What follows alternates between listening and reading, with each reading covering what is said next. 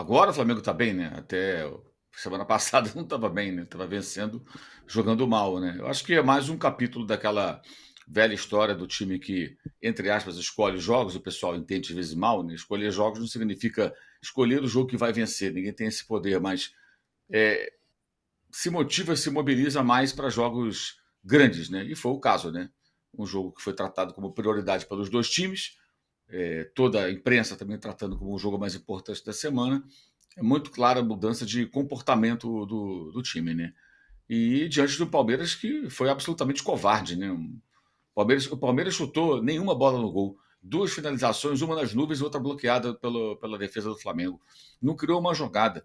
Bola esticada para o Rony, como se o Rony fosse o Superman, para se virar contra a defesa adversária inteira e tentar resolver sozinho. Negócio pavoroso, Palmeiras. Uma estratégia absolutamente tacanha de um time que foi ao Rio de Janeiro 3 quartas-feiras seguidas, perdeu os 3 jogos, tomou 4 gols e não fez nenhum. Só isso. 3 quartas seguidas. Botafogo, Fluminense e Flamengo. Perdeu para os três.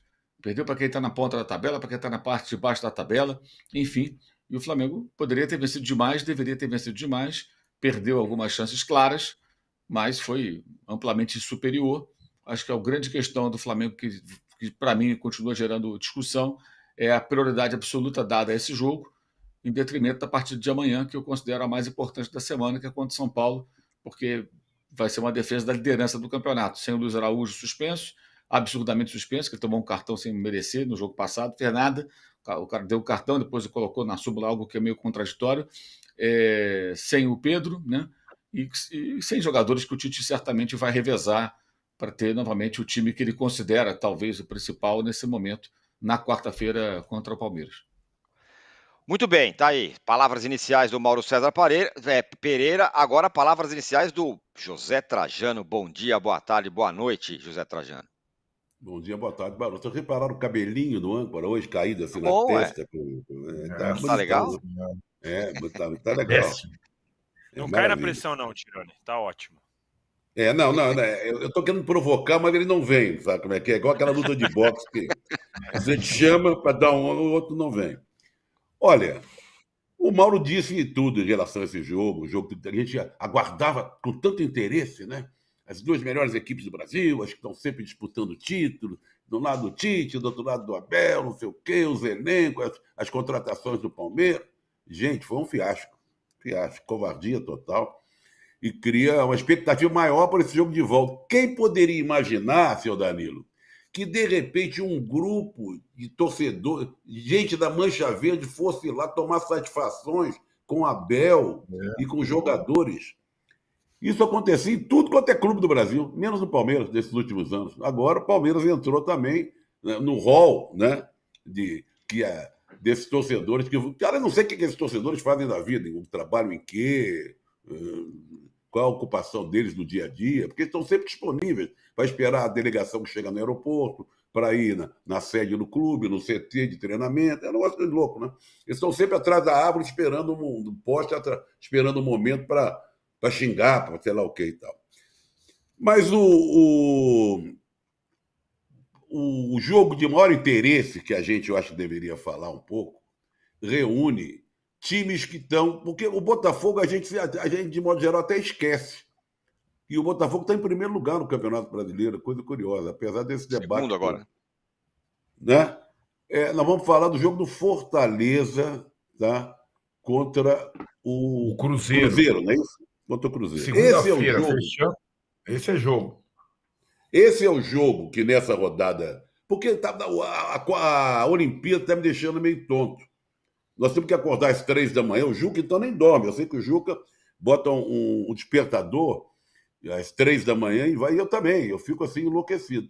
Então, teve Copa do Brasil, está tendo Olimpíada. Voltar para o Brasileirão é uma coisa meio... Para mim, é uma coisa meio estranha. Eu tenho deixado em segundo, terceiro plano. Mas eis que Copa do Brasil vai dar uma pausa agora, nesse fim de semana, só semana que vem.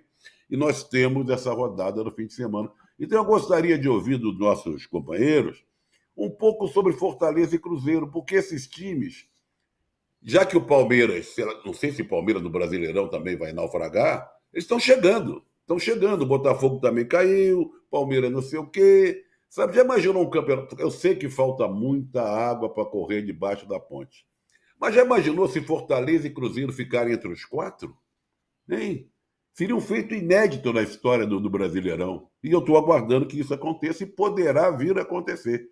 Porque do jeito que a coisa está indo, com Palmeiras, com Botafogo, Fortaleza e Cruzeiro estão chegando. Estão chegando. Juca, sobre esse jogaço que nós vimos na quarta-feira. Eu quero fazer um lembrete. Diga. Antes do Juca, até o Juca pode falar sobre isso. O acontecimento lá no campo do Corinthians, no estádio, né? Daqueles 3 pilantras cretinos. Falaremos. Se manifestar. Eu queria até que o Juca se manifestasse em relação a isso, porque não é possível que aconteça. O ser humano não deu certo. Na verdade, não deu, a julgar pela atitude desses 3 torcedores do Corinthians.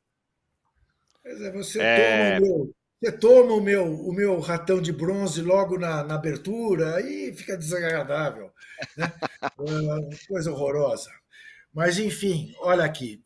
Aqui vocês estão vendo um zumbi, um verdadeiro zumbi. Eu já não sei mais do que eu falo, que eu deixo de falar, porque Paris 2024 me ocupa demais. Então eu quero começar pontuando o seguinte: o Flamengo está num momento tão bom. Aliás, o Brasil acaba de ganhar do Egito de 3-0 no voleibol e está classificado para as quartas de final, provavelmente em 8º lugar, vai pegar o primeiro. Né? Mas está tão equilibrado o torneio de voleibol masculino que tudo pode acontecer. 25-11, 25-13, 25-16. Um capote no Egito, mas também era obrigação. O Flamengo está tão por cima, e isso é uma coisa que tem passado despercebida, que das 5 medalhistas brasileiras na ginástica, 4 são do Flamengo. 4. Não bastasse o time de futebol, também o time da ginástica é mundialmente vencedor. Isto posto, eu vou fazer aqui uma previsão ousada. Porque fala-se muito na crise do Palmeiras, ocupação do Palestra Itália por membros da organizada e tudo mais. Isto tudo termina na quarta-feira com o Palmeiras eliminando o Flamengo. É uma previsão ousada? É. O que o Palmeiras fez quarta-feira no Maracanã não justifica essa previsão? Não. Palmeiras perdeu de pouco. Aliás, era essa a intenção do Abel, perder de pouco. Acabou perdendo menos de pouco do que ele imaginava, mas perdeu de pouco. Temos visto, o São Paulo que o diga, o Palmeiras virar situações incômodas como esta. Então, dar o Palmeiras como morto é tudo que o Flamengo não pode fazer. Tudo que o Flamengo não pode fazer. Quarta-feira teremos um clima lá na Casa Verde que não vai ser mole. Não vai ser mole, não tenho dúvida nenhuma. E não afasto a possibilidade de o Palmeiras acabar eliminando o Flamengo, seja levando o jogo para os pênaltis, seja ganhando direto. Acho que dar o Palmeiras por morto mas é muito arriscado. Não acredito que isso vai acontecer. De fato, o jogo em si, na quarta-feira, acabou sendo decepcionante, porque foi o jogo de um time só deu o Flamengo, né, que, mesmo perdendo o Cebolinha, né, fez a partida que fez, entre o Luiz Araújo e acaba sendo decisivo. E quero chamar a atenção para um aspecto da Copa do Brasil, né, que nós vimos no meio de semana. 4 visitantes voltaram para casa com empates, né? Bahia, Grêmio, Atlético e Vasco. Estão na frente. E 3 dos mandantes ganharam por 2-0, que é uma boa vantagem.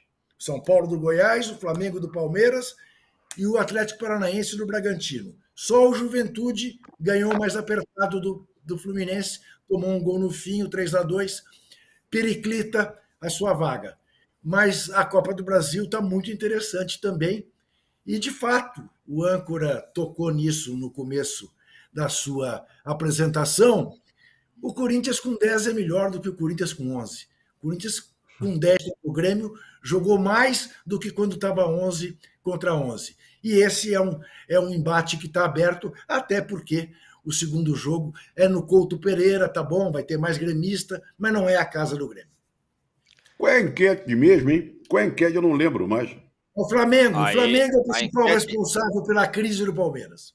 Quem é o maior responsável pela crise que ameaça se instalar no Palmeiras? Abel Ferreira, jogadores ou Flamengo? Vou passar para o Danilo para ele responder essa enquete e também para ele contrapor algo que o Juca falou aqui, que ele falou, não, perdeu de pouco. Eu diria que 2-0 contra o Flamengo não é tão pouco assim.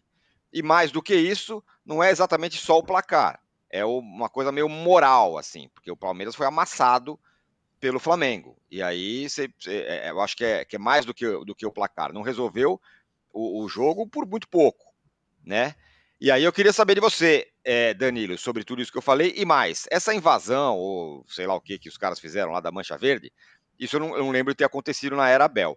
É o momento mais delicado do Abel, né, no comando do Palmeiras? Isso que o Juca fez agora, na verdade, foi só um aviso pro Flamengo. Ele não acredita nessa virada. Ele tá só falando, Flamengo, calma, não comemora antes da hora, hein, gente? Ele tá dando um aviso pro Flamengo aí. Que absurdo. Que absurdo. Vambora. Mas esse é um provocador barato. Aliás, foi visto na ocupação lá no Parque Antártica. Isso é um absurdo. Acho engraçado. O Palmeiras, é o que você falou, né? Independentemente tem capacidade de virar, já virou jogos incríveis, já tomou 3 do São Paulo e depois enfiou 5. Não é nada disso que está em questão no momento. O Palmeiras não jogou absolutamente nada e faz 3 jogos que não joga nada. O último bom jogo do Palmeiras foi no dia 20 de julho, que não faz tanto tempo, contra o Cruzeiro, que inclusive teve a polêmica da arbitragem, mas polêmica de arbitragem à parte, o Palmeiras fez um bom jogo contra o Cruzeiro e alguns dias antes tinha feito outro bom jogo com o Bahia, que são 2 adversários que dá para a gente considerar da parte de cima da tabela e que poderiam colocar alguma dificuldade, e o Palmeiras fez bons jogos contra eles. E de lá para cá o Palmeiras caiu muito de produção, então o difícil não é imaginar o Palmeiras eventualmente tentando reverter essa vantagem, porque 2-0 é uma vantagem para mim boa, mas que dentro de se o Palmeiras jogasse bem o suficiente conseguiria fazer. O problema é imaginar o Palmeiras jogando bem o suficiente, porque não faz um tempo que não faz isso. Eu não sei se é o momento mais delicado, Tirone. Por que eu te digo isso? Quando o Palmeiras perdeu do CRB, quando o Palmeiras empatou com o São Paulo, quando o São Paulo estava ali namorando a zona de rebaixamento e o Palmeiras colocou o time reserva porque tinha compromissos mais importantes em seguida, vocês vão lembrar, o pessoal pichou o muro do Allianz Parque, as frases eram acorda Abel, diretoria omissa e não sei o quê. O Palmeiras foi eliminado para o CRB, que para mim é pior você ser eliminado para o CRB do que para o Flamengo. Mesmo que tenha sido uma vergonha a atuação do Palmeiras, para mim é melhor você perder para o Flamengo do que do CRB. E naquela ocasião já tinham mandado a corda Abel, a Mancha Verde, que ontem invadiu o CT, e a palavra certa é invasão, porque não tinha autorização, então foi invasão, não teve violência, não teve quebra-quebra, mas a palavra certa é invasão, porque não foi oi, vocês estão convidados a entrar. Então é invasão. E aí o Palmeiras já teve esse momento de turbulência nesses momentos. E naquela ocasião, a Mancha Verde soltou um comunicado pedindo a cabeça do Veiga, pedindo a cabeça do Marcos Rocha, pedindo a cabeça do Rony, pedindo a cabeça de vários jogadores, do Zé Rafael, que depois de um tempo eles responderam. Então, o Trajano falou que não se lembra e, de fato, entrar no CT é uma novidade. Mas essa crise, essa fora Abel, essa questão, ela já circula o Palmeiras há um tempo. O Palmeiras tinha sido campeão brasileiro e no dia seguinte teve protesto porque não ganhou do jeito que o Palmeiras imaginava do Novo Horizontino, do Mirassol no Campeonato Paulista. Eu acho que o palmeirense, de uma forma geral também, ele perdeu um pouco dessa noção, porque, claro, o Palmeiras foi horrível. O Palmeiras merece muitas críticas, mas daí a você falar fora Abel, da você falar ninguém presta, eu acho que tem um longo de um caminho. O Abel tem muitos erros, eu já falei aqui, para mim, não entendo a insistência do Abel Ferreira com Gabriel Menino, não entendo, até coletivamente, no aspecto tático, eu até entendo a escalação do Rony, mas tecnicamente ela não se justifica faz um tempo. O Richard Rios tinha ido muito mal contra o Vitória. Não entendi por que ele teve a chance contra o Flamengo de novo, o Abel Ferreira normalmente demora muito para colocar jogador no time, a não ser que ele seja um extra classe. E aí colocou o Giai, que por 15 minutos teve pesadelo com o Cebolinha. Não dá nem para culpar o moleque, acabou de chegar, não sabe nem o que estava acontecendo, estava numa oitava de final contra o Flamengo, no Maracanã, tendo que marcar o Cebolinha, sendo que o auxiliar dele na marcação era o Richard Rios, que está completamente indolente. Então, tem muita coisa, não é só o Abel. Nessa sua resposta para mim, eu sei que eu não posso ficar no muro. Como eu não posso ficar no muro, eu vou de jogadores. Porque se eu pudesse, para mim, é meio a meio. Porque o Abel tem muitos erros, o Palmeiras tem muitas questões táticas, o Palmeiras, a bola parada não funciona mais, a escalação do Abel dá para você criticar, apesar de eu entender o que ele quis fazer. Eu acho que o Abel está demorando a entender ali para recolocar o Palmeiras no trilho. Mas os jogadores também estão muito mal. O erro do Gomes no segundo gol é um erro primário. Eu, quando tinha 9 anos e comecei a fazer escolinha de futebol, o primeiro conselho do técnico era não cruza a bola do jeito que ele cruzou, de um lado para o outro no meio de campo com 3. Aí depois a marcação, o jeito que o Richard Rios volta para marcar, enfim. Então, tem muita coisa no Palmeiras que não está funcionando. O Abel tem muita culpa, mas o nível de vontade, a displicência de alguns jogadores do Palmeiras é um negócio assustador. Então, assim, o Palmeiras pode tentar virar contra o Flamengo? Pode. Agora, teria que ser, assim, uma mudança, uma revolução absurda. Para mim, eu classifiquei na minha coluna de milagre. O Palmeiras vencer, se a gente considerar que o Palmeiras precisa de 3 para passar sem pênaltis, é um milagre do milagre, um negócio assustador. A ponto de, se isso acontecer, quinta-feira de manhã tem que ter posse de bola extra edição. Não vai acontecer. Se o Palmeiras passar nos pênaltis, também já seria um milagre. Porque Palmeiras nos pênaltis a gente sabe o que é.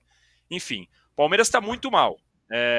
Agora, daí a pedir fora Abel, eu acho que tem um caminho gigante. E a divisão, para mim, da responsabilidade seria 50-50. Como a enquete não permite, eu fico com o voto nos jogadores.